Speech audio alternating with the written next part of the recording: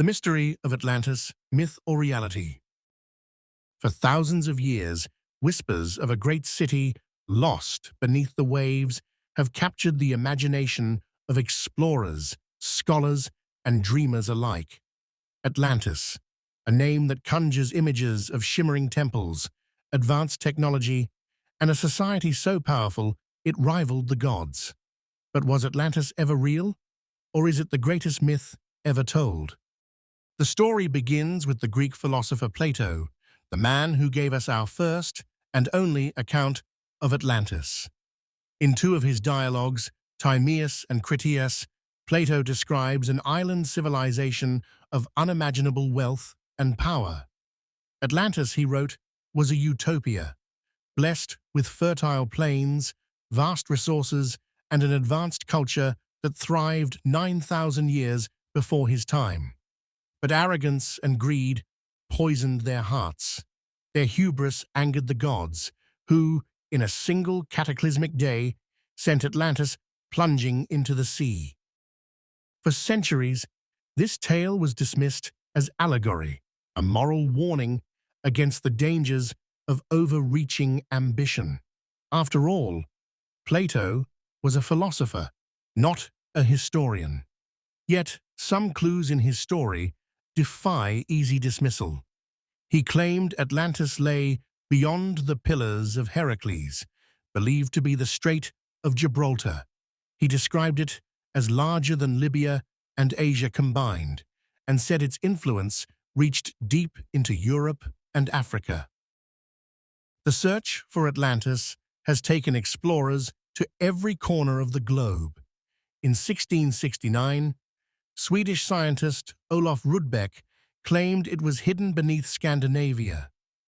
In the 20th century, the famous psychic Edgar Cayce insisted it lay under the Bahamas, predicting its ruins would rise by 1968.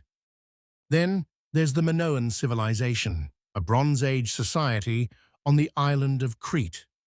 Around 1600 BCE, the Minoans were devastated by the eruption of the Thera volcano, one of the largest eruptions in history. Entire cities were buried in ash, and tsunamis ravaged the region. Some scholars argue that Plato's Atlantis could have been inspired by stories of the Minoans, a real society destroyed by natural forces.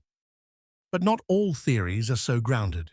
Some claim Atlantis was an alien outpost, its technology far beyond anything earthly.